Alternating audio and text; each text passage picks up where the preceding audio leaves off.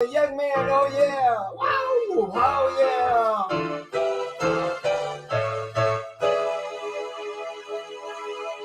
Hooray for Hollywood! Oh, Hollywood! There's anybody called love? I love it! I love it! I love it! I love it! I love it! I love it! I love it! I've walked the streets of Hollywood, looked at the footprints, ran up to Capitol Records and said, "Hey, you need a piano player?" Ah!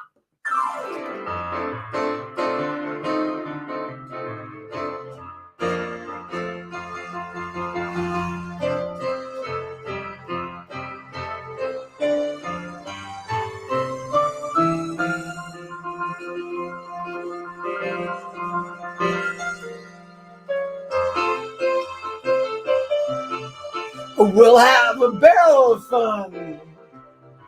Roll out the barrel. We've got the blues on the run. Zing, boom, tararo. Ring out a song of good cheer. Now's the time to roll that barrel for the gangs. Oh, here, you know it. Hey, I'm Jay Skinner, and this is the pre-show of the Buyers and Sellers Show. Giving everybody a chance to get on. This is exciting. Kind of a big deal today. I got Joe Sabatino in the green room. He's a Hollywood movie star, man. I met him. I love him. He's like a brother these days, and I love him. He's going to really bless you. Wait till you hear about those cinema secrets of being and having executive presence.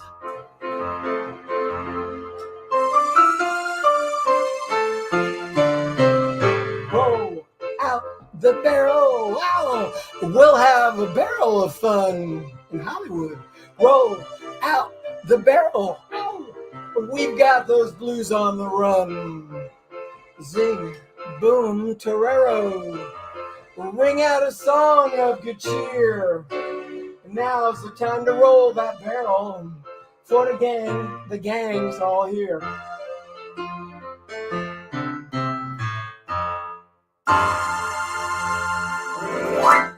And we're live. Hey, I'm Jay Skinner, and we're live on the Buyers and Sellers Show every Friday morning at 10:35 a.m.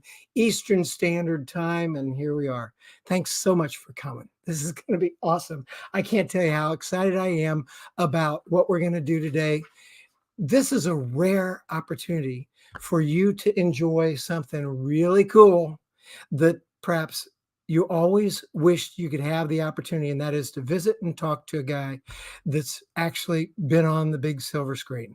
And we're going to bring in right now my friend, Mr. Joe Sabatino. Wow, wait a minute. You got to get the applause.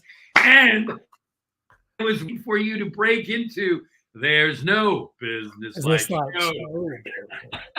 Oh my gosh. But make sure everybody tips the waiters and bartenders because we've got a show here today. We do have a show today. And Joe, thank you so much for taking time to be with me. This is going to be fantastic. Joe, a lot of people know you when they see you already. Now, folks, I'm sure are looking and saying, I recognize that guy. He was kind of a movie star guy. And look, we've already got someone on board. One of our fans from California, Greg Sneed. He says, "Good morning, everyone. Happy Labor Day year weekend." Okay, cool. Good morning, Greg lives in LA. You guys should find each other. Yes, exactly. So I want people to get familiar with who you are. Okay. So what I want to do is I want to show them a little stuff. We're going to do this right online. Oh boy. Oh, look at this. Look at this. Who is this guy? So let's all just watch Joe in action. Then we're going to talk a little bit about your shows.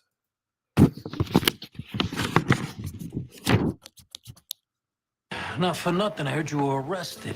I made bail. Yeah. Look, I'm looking for Freddie. You seen him? It's funny, a lot of people are looking for that guy.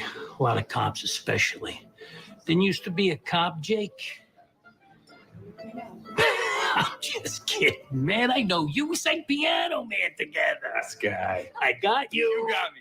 You got me. Yes, my God. Yeah. Look, I can't tell you where Freddie is, but I can tell you his girl Bianca just called in to have Freddie's regular order delivered to her address. Thank you so much. See ya.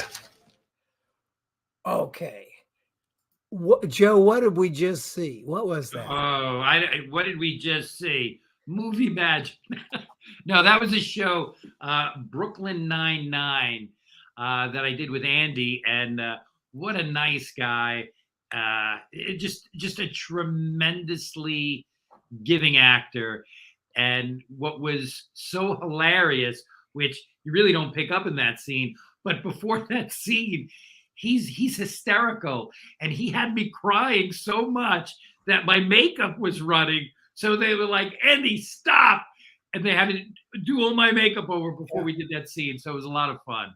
Oh, I love it. So here's another one. And I'm going to pop this in here and we'll take a look. Okay, good. Got to get the screen in. There we go. Do add. Oh, there we go. Bye. Good. So now this screen here, people know about IMDb, and this is your IMDb. And I'm over here. I got multiple screens going here, so that's what you're seeing. But look at this, everybody. Look at these past films and videos going way back to, look, Batman. Can you guys see that? Can you see those names? These are movies you were in, right? Correct. Yeah. What's funny, Jay, as time rolls on, right? We don't really, when you do something, you take it for granted, obviously, because you've done it, and it's so humbling. But one person actually searched out all my credits, and when they told me, they said, Joe, do you know you've done just about 221 television shows and movies? And there's like 100 and some odd listed on IMDb. And I was like, wow, you just don't realize, over the years and the time, and, time just rolls on. So a lot of fun. Yeah. And look, you're even on video games. Holy cow. How do you do that? Yes. A lot of fun. That's a lot of fun. I just never even thought about that, but that's something you do. You do like the voices on it and stuff like that? Yeah. And what I do in business actually really connects with the acting and being a voice actor, because through our voice and through the emotions that we can share with our voice really communicates messages to whoever we're speaking to. So being a voice actor absolutely so translates to being a BDR and SDR, because now you're talking through a phone or on a video conference call like we are now. So there's that. Look, Greg I just see Greg put up a comment here. Let's see if I can see this here. Oh, boom, click. He said, Joe sounds like a Brooklyn guy. Hey, Greg, funny you say that. I'm from Long Island, actually. And when I first came out to California, I got stereotyped to playing these New York characters. And since I lost my accent, joking, but that's kind of stuck with me, and it served me actually quite well. So a lot of people and a lot of actors, when they come to California, they're like, oh, I've got to change what I do, who I am. But I actually look at it is you got to embrace your edge, and just, what I did was just lean into who I am. So whether it's in Hollywood or in corporate America, it's, if you can embrace who you are, then people see you for being authentic, and just lean into that. And when you do that, I think people really appreciate someone that's just, has got an open heart and is just, this is who I am. Joe, we're going to do a little lightning round here of some pictures. And why don't you just tell us what we're looking at? Oh, wow. My gosh. That's Ed Asner, very, very good friend of mine who has recently passed away. But I was actually over at Ed's house, and I was interviewing him because we were talking about dramatic acting and comedic acting. And he said something to me on that day that just hit me right in the heart. And I never forgot it. And I take this into business as well. And he says, Joe, he said, do you know whenever you're playing a dramatic scene, remember this? And I said, what's that, Ed? And he said, there's always comedy in drama. So taking that into the corporate world, I work a lot in the InfoSec space and preparing executives to do presentations. And everyone's like, oh my gosh, I'm talking about such serious stuff. And I always say, just remember, we want to put a little humor in it to really educate, our audience, but actually educate them on who you are as a person. Because at the end of the day, who do you sell first? We always sell ourselves first, and then we're selling our products. Okay, here's some more. Who's this? Oh, gosh, Dean Cain. The Adventures of Lois and Clark. Great show. And at the time, this was a couple of years ago, and at the time, I got cast in a role where I was this bionic boxer, and I was there to kill Superman. So it was Dean as Superman and myself, and we were kind of at odds through the whole show. So Dean was a great guy. Oh, and here's the lovely Miss Terry Hatcher on Desperate Housewives. And I was starring as a police officer on the show. And she said to me right before this picture, she said, Joe, you know what's so actually sad about what's going on now? And I said, what? This is a beautiful day. We're shooting a show. And she says, look across the street. And I said, okay. And there were all these paparazzi, and they were probably about a block and a half away, but they had the long telephoto lenses. Mm-hmm. And she said, tomorrow, you and I are going to be in the Inquirer, and it's going to say, Terry Hatcher was arrested for doing something. And here we are just, working on a television show. And I was like, and it hit me, and I was like, oh my gosh. And I said, so you have to deal with this all the time? She goes, every morning, this was a hot show at the time. Every morning when I leave the house, a van of people follow me. So. Oh my gosh, that is so cool. Here's another one. Oh yeah, here's Frank Stallone. We the both of us starred on a show called Walker, Texas Ranger with Chuck Norris. I remember him. So Frank was this lounge singer, and I played one of the local gangsters in town that was kind of extorting Frank, and Chuck has to really set me and my boys straight. And this right here is a show called Providence, and that's on the back lot of Universal Studios.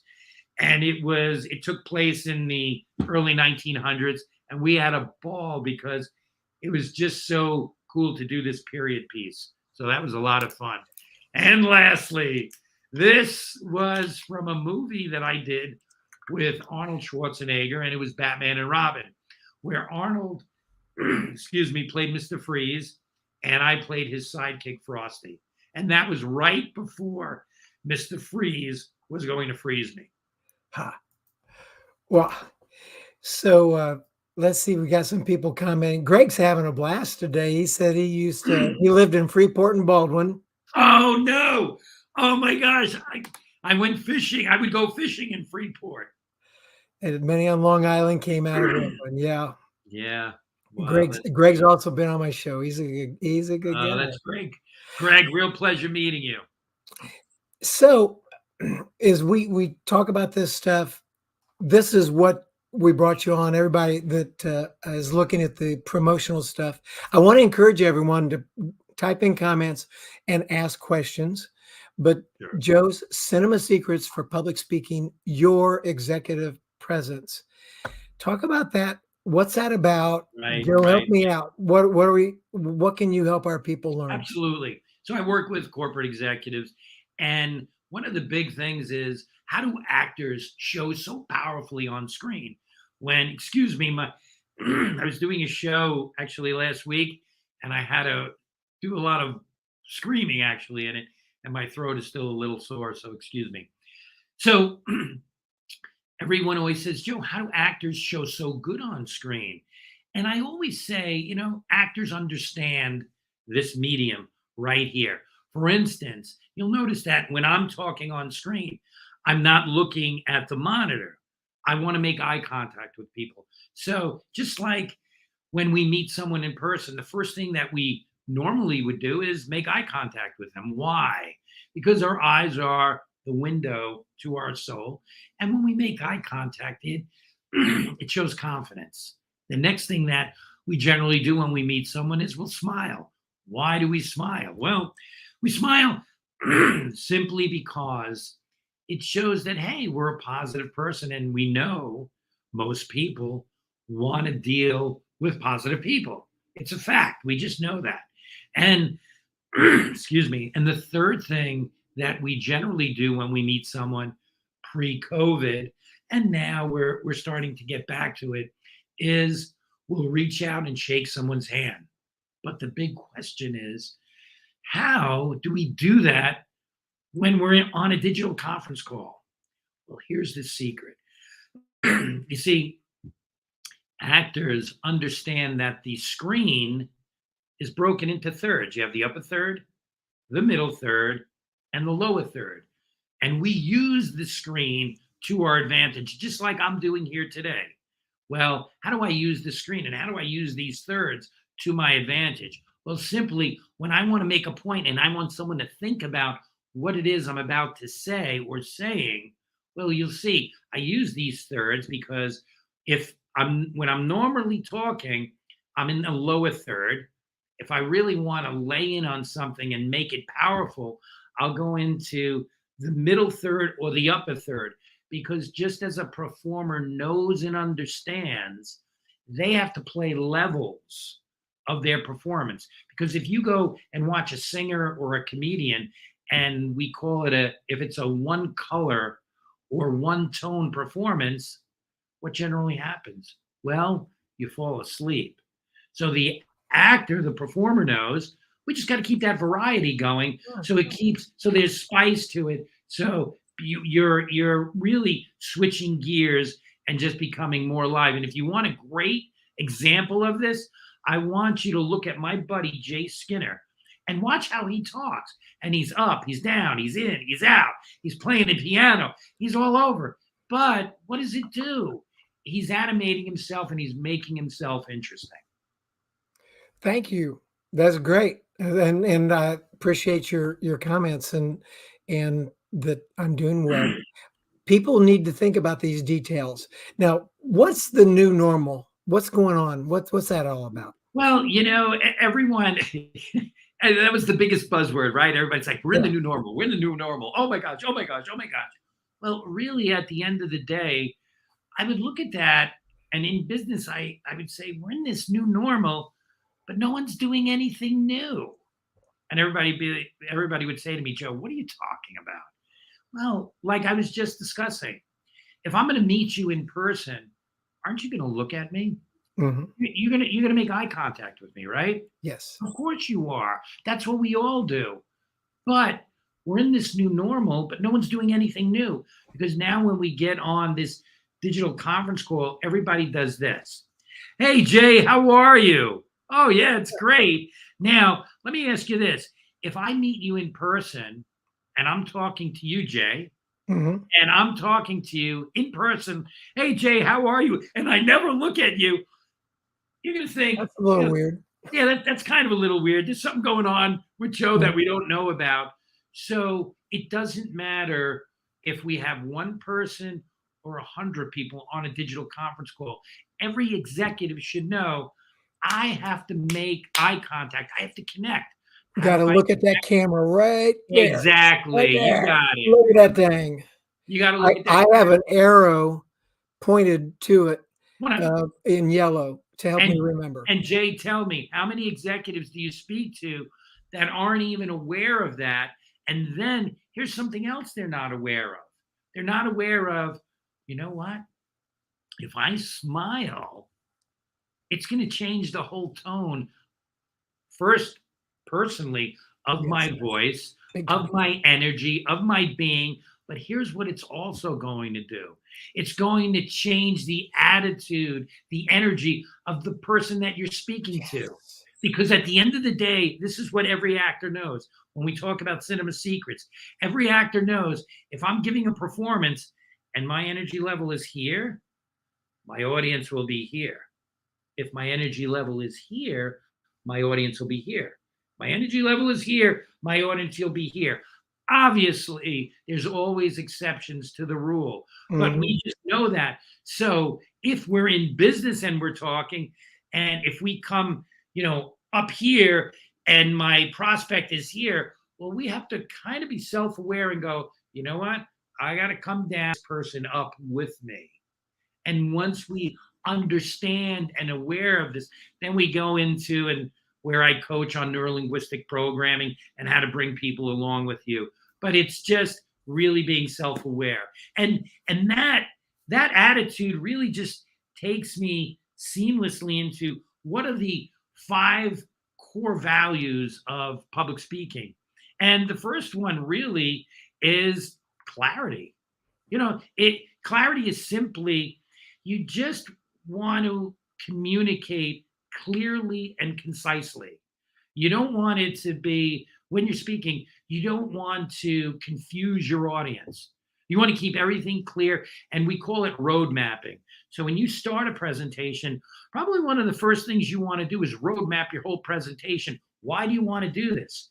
Because our brains, we really work in threes, and when we hear something 3 times, it kind of sticks. So when you first start your presentation, you want to roadmap it with clarity. You want to say, hey, I'm going to talk about, let's say if I'm making a peanut butter and jelly sandwich, I'm going to talk about the bread I'm going to use. I'm going to talk about the jelly that I love, and I'm going to talk about the peanut butter for how good it is for you and the protein and everything like that. So I lay that out in the beginning. Then during my presentation, I talk about it. And at the end, I recap everything. So everybody heard it 3 times. And it's a home run. And then the second core value is confidence. And what is confidence really about? It's about a person's belief in themselves. Now, how do you really establish your confidence? Well, you establish your confidence, and every actor establishes their confidence by it's their preparation. And there's a saying amongst actors, in the show business community, and it goes a little like this, and I think this will hit home for a lot of people. Actors don't rehearse to get it right. Actors rehearse so they can't get it wrong. It's powerful. That is extremely powerful. Yeah, because if you walk on stage or in front of a camera and I don't care what happens, doesn't matter. You walk up there with swag. And then that takes us to, well, how do we connect to our audience? How do I connect with 5,000 people on a stage? Or how do I connect with 200 people on a conference call? And Jay actually alluded to it, and when we were discussing, it's eye contact. So when I'm speaking on a conference call, whether it's one person or 100 people, I'm right into that camera. Because I know that everyone is reading this, where if there's one person, I'm talking to them directly. If there's 25 people, I'm talking to 25 people directly. But okay, so now we're on a stage. How can you make eye contact with, an audience of 500 people? Very simply. Okay. Because when you're speaking, that speaker on stage, you want to, when you're speaking, look at people when you're making your points. And then there's a whole process to this. And it's neurolinguistic programming, where you're going to identify, as a speaker, we have what are called audience allies. And these audience allies are people that have showed up to your presentation and they have no idea, but they're there to help you. And you're going, wait a minute, Joe, that's kind of crazy. How are they there to help me? Here's how they're there to help you. When you say, you know what? Peanut butter and jelly sandwiches are fantastic. They're great for you with the whole wheat, the peanut butter. And then you see that person in the audience doing what Jay is doing right now, actively listening and going, yeah, that's right. Yeah, I really dig this.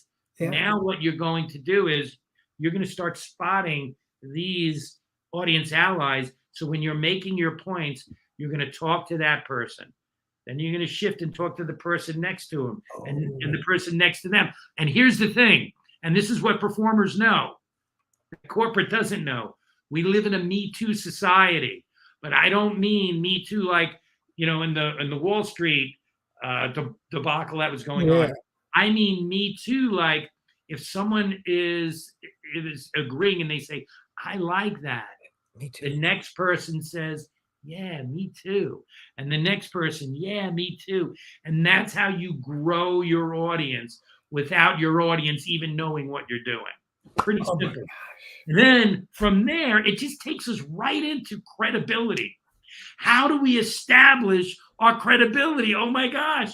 Well, that's really a great thing, because everybody, when they're public speaking, when they come on and do a digital conference call, or when they come on a stage and let's say there's 2,500 people in the audience, everybody, first of all, is like, it's human nature. I hope they like me. I hope I say everything correct. I hope. You know what? We've got to get rid of that attitude. And we literally have to say, sadly, I don't care if they like me. I don't. Because with me thinking that, it frees me up. It frees me up to be who I am, number one. Number two, with credibility, is you want to understand your audience so that you can relate to them, so that when you are dropping facts, figures, or when you know your audience, you want to deliver a personal story that people can identify and can relate. And when you start doing facts, figures, personal story, now your credibility, you're a whole different, speaker up there, because you're taking all of this in. And as you speak, like credibility, coming up to a mic, every comedian does this. And when you watch any stand-up, I want you to notice this. Here's a technique every stand-up uses. They come out on stage. Do they grab the mic and they come out on stage? Do they grab the mic and start talking? No way. They come out on stage, whether Sebastian Maniscalco, Dave Chappelle, I don't care who it is. They come out on stage and they look at their audience. And what they're really doing is they come out, they're in that character, whatever that persona is. They come out in that. And what they're doing is they're now starting to sync up with their audience. But that 2, 3, 4 seconds of them not talking is now, it's establishing, their credibility of who they are, right? So it's all these subtleties that the performer starts doing. And now here's the beauty of it. This seamlessly transfers to the executive. And once the executive starts knowing that, it's a game changer whenever they're speaking. And then that just takes us right into charisma. Yeah. Oh my gosh, you start doing that now. Charisma. There you go. No, but when you really think about it, that establishes what's that delivery style, right? For instance, like Jay, I love using you as the example, because you're so super charismatic the way you start off the show. Who starts off the show playing their piano and doing their thing and singing and everything? That's your charisma. That's your style. That's who you are. So without you even going into the show, what are you really saying? Well, you developed your style. People know you're going to be, outgoing, entertaining. So you're this charismatic fella that's going to be doing this podcast, this webinar, whatever the case. So what we want to do with charisma, it's truly dialing into and letting your authentic self shine. And everything is all about being authentic, because people have what we call the automatic brain. Just like you're watching this right now, you're looking, oh, look at Joe and look at Jay, and Jay's got this background, Joe's got this backdrop, Jay's wearing this checkered shirt, Joe's wearing this solid shirt. And our automatic brain is firing off all of these, different ideas and constantly judging us. But it's, we've established this charisma, this positive energy that now everybody is absorbing and going, wow, I kind of dig that. I kind of like this person. So it's really owning who you are and being authentic. Joe, this is great 5 points. I just want to remind everyone: clarity, confidence, connection, credibility, and charisma. And then we go to another thing that's big deal. And this is we're winding things down here on this teaching today, but we've got a couple more things we want to talk about. Self-awareness and audience psychology. What's that about? So great segue. So important, because everything we're talking about, it really comes down to, if you're an executive and you're presenting on stage or on a digital conference call, it really comes down to two things: self-awareness and audience psychology. And that's the center of every performer, every actor, every comedian, is that self-awareness and that audience psychology. And self-awareness really is dialing into what are you putting out to the audience? How are you affecting your audience? And I see this time and time again with executives that I coach, that they'll get up there and they'll talk and they're so disconnected to who they are. And the mere fact that when they speak and they get through their presentation, just because they got through the presentation, many of them think, wow, I did great. And if an actor went out there or a comedian went out there and they just got through their bit, their act, and they thought, wow, I did great, it doesn't work like that. Especially when we're on television. Think about it. When you're home, and as a television producer, I know within that first 10, 15, 20 seconds of my show, metaphorically, we say in the writer's room, I got to punch the audience in the face, because I've got to get your attention, or else what do? Well, there's so many channels now. You just go click, click, click, and you're gone. So we have to be so self-aware and understand, what is it and how do I want to affect my audience? And you really have to think about that and go, okay, if I was listening to someone, how do I want to affect them? And this is something where you want to think about, how do I want to affect them with my physicality? How do I want to affect them emotionally? Because we all know, in the old tagline, people don't remember what you say, they remember how you make them feel. And it's so true, because you can watch any TV show or anything, like The Sopranos, Tony Soprano. You might not know everything he said, but you can say, wow, I know how that guy makes me feel.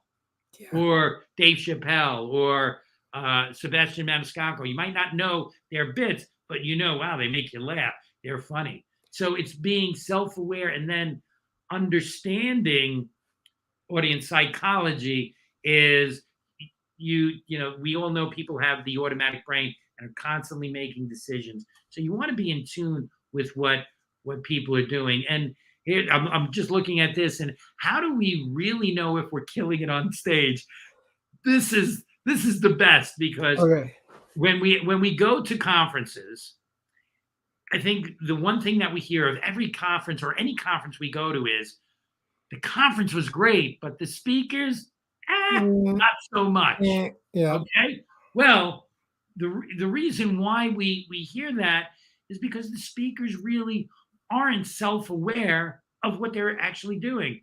And no one has ever wowed an audience by just dropping facts and figures. Oh my gosh, stick a fork in my eye. I mean, terrible, right? So how do you know if you're a speaker and you're just killing it? How do you know? Do you know by your subordinate worker coming up to you and saying, Jay, you were the best. No, you don't know that. I'm going to give you here are some guidelines that actors, comedians, we look at and we go, okay, let me go through my checklist to see if I really wowed him or killed him. First thing is, do you get an extraordinary applause when you're done?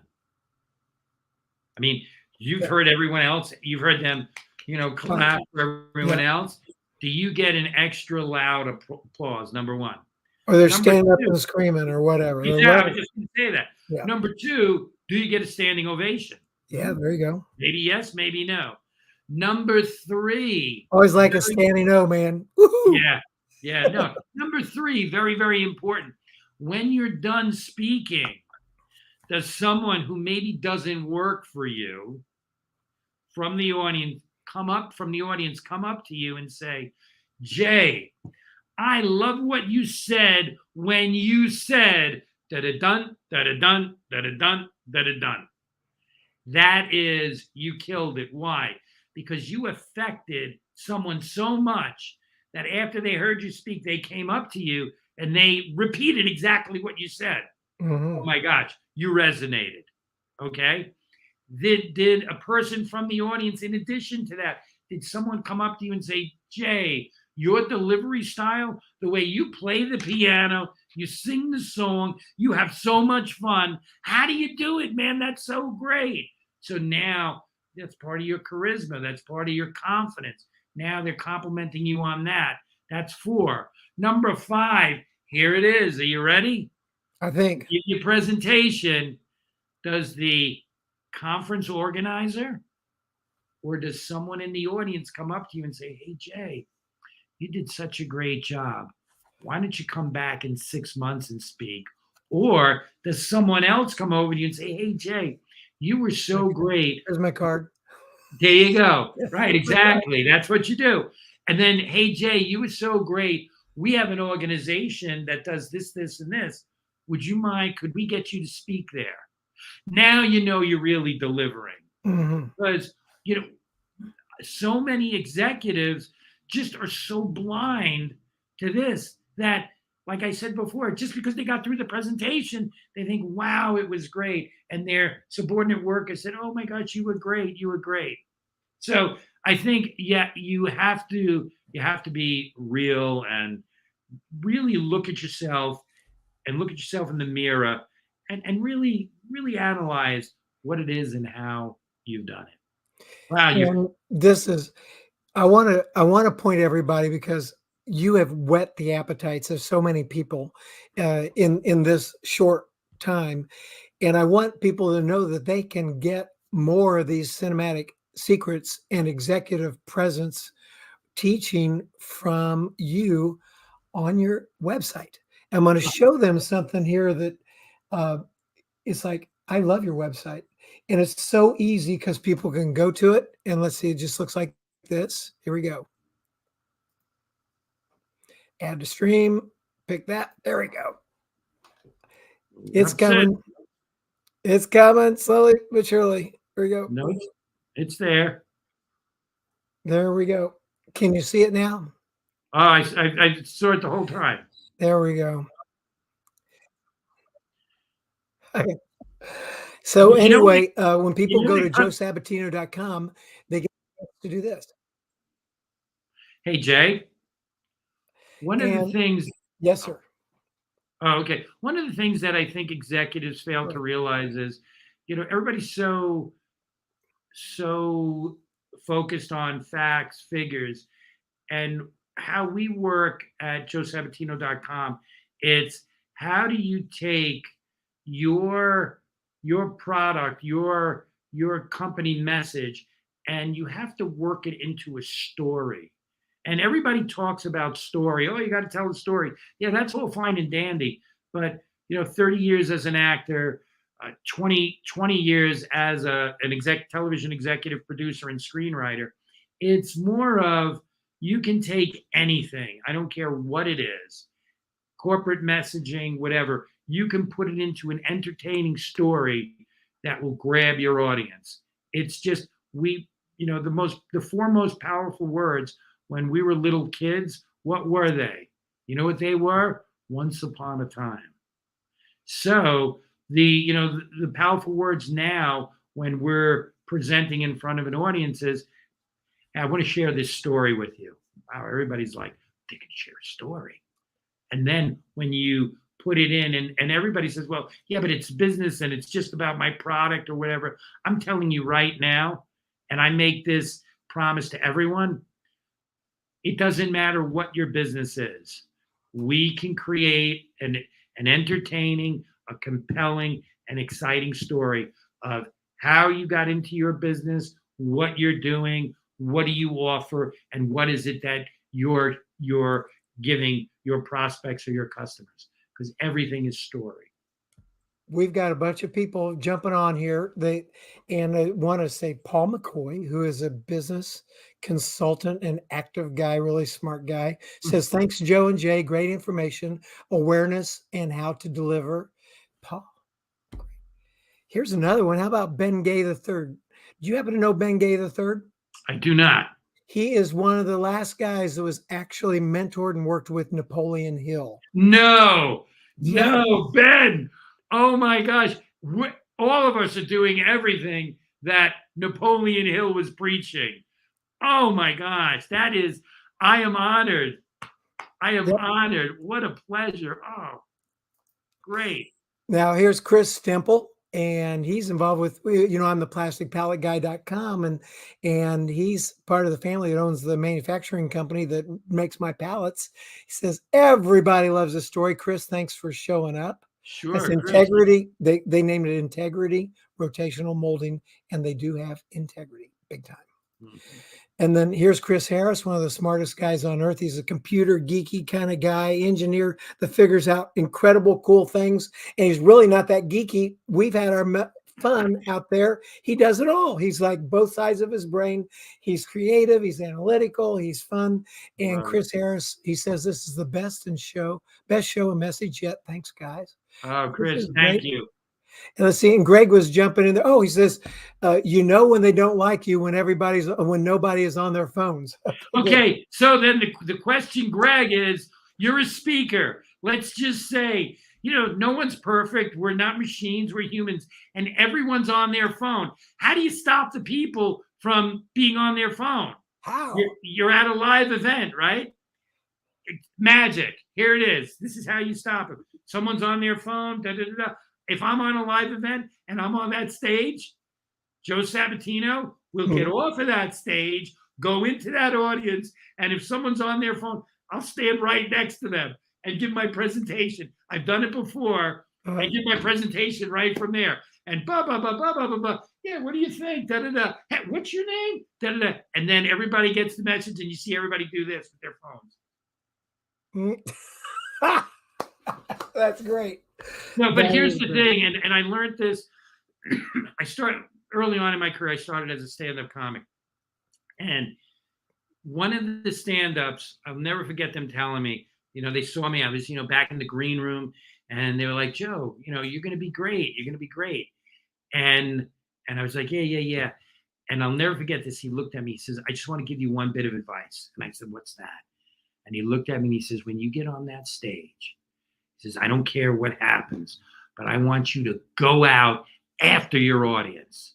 I was like, go out after my audience? He said, yeah, I want you to go out and go right to the edge of that stage and really grab your audience, metaphorically. And I was like, okay. And I remember doing that, and I could feel the audience and I could feel their reaction, so that when people are on their phone, here's the thing, you'll become so memorable because everyone who's presenting is going to stand behind a podium. If there's a podium there and you could take that mic off it, I say don't ever stand behind a podium. Why shut down all your body language? And then, like I said, if someone's on their phone, I'll jump off that stage and I'll go out in the audience. Here's the beauty of what you just did. Oh my gosh, it's scary, right? Oh my gosh, no one ever stands by the podium or away from the podium.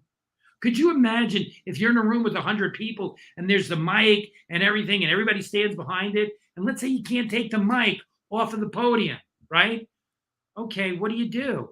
I'll walk to the edge of the stage and say, can everyone hear me? Does everyone hear me? In the back row, do you hear me? And everybody's going to nod yes. Here's what I just did. I just changed the energy from every other speaker. Now they're going to remember me because that's the guy that didn't use the microphone. That's the guy that walked to the edge of the stage. That's the guy that jumped off the stage. So we have to have the courage as a presenter to be courageous. And when we have that courage to be courageous, that's when you stand out. That's when you resonate. And that's when you connect. Look at this. Sue Way with Magic Promotions says, this is awesome. Thank you, Jay and Joe, for this amazing event. Yes, it's magic. I love it. Sue, thanks for showing up. She's huge in her own right. And I'm so thankful that you've blessed us with your comments here, Sue. Oh, yeah. I echo that. Thank you, Sue. So, Joe, not many people get an extra 15 or 20 minutes out of me, but you've done it because this has been so valuable and so interesting. And I want people to be able to enjoy it. Do you have any final, just last words for us before you head back to the green room and we wrap up? Sure. I think when we're presenting on a digital conference call or when we're presenting on stage, obviously, we want to take our message and we want to create a story. But like I was just sharing, we want to affect our audience. We just don't want to get up there and speak. So what actors do, and this is one thing that I share with every executive. If you've ever spoken, whether it's a digital conference call or on stage, or seen people do this, you'll notice that, wow, you see the executive and they'll be like a minute into it, and then they catch up to themselves, or the executive will say, it took me a couple minutes to get revved up. But if you notice, whenever an actor is going to do an impromptu speech, or the actor is ready to go in front of the camera or go on stage, we don't have that luxury to take a minute or 2 minutes to get warmed up and speak.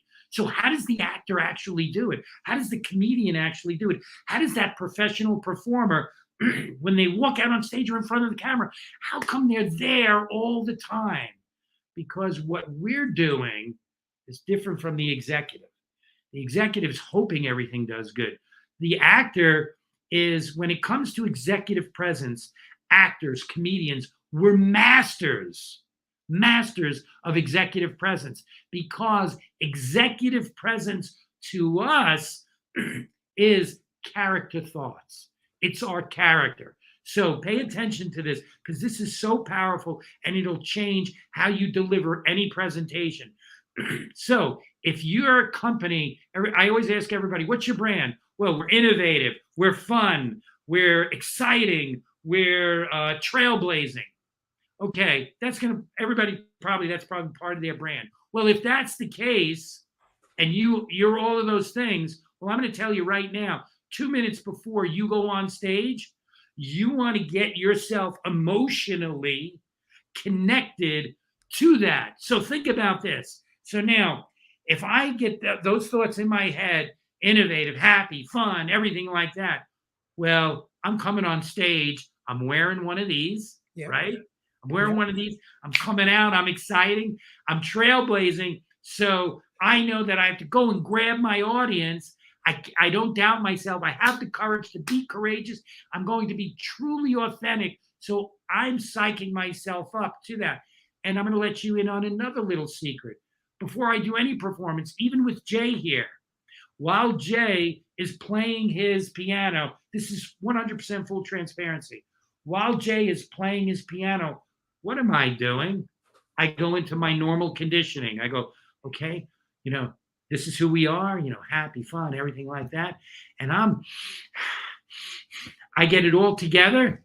And then when I come on, it's like, hey, Jay, I thought you were going to break out into, there's no business like show. Oh, man, that'll be the next time.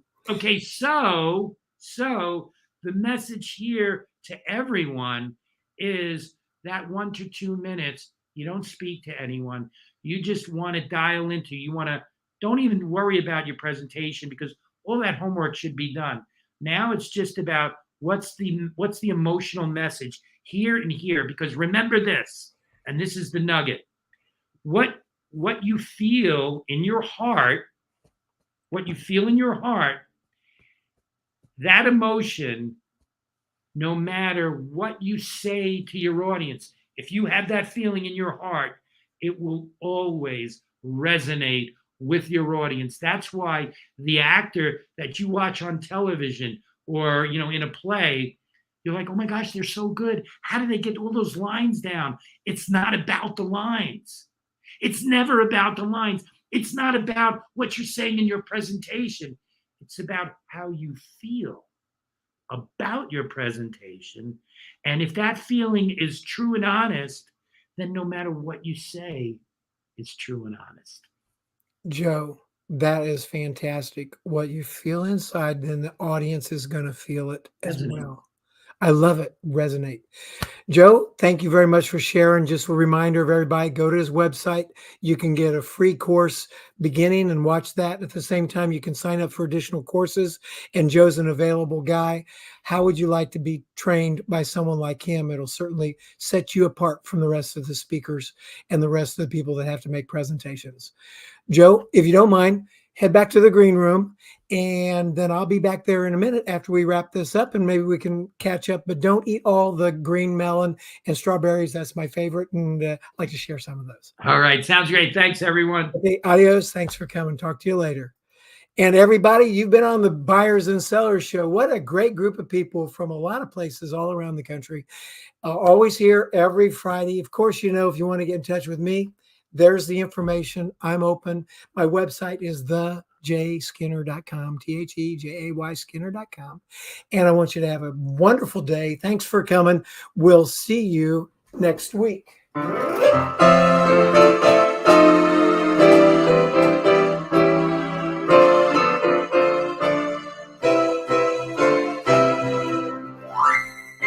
See you next week. Thanks for coming.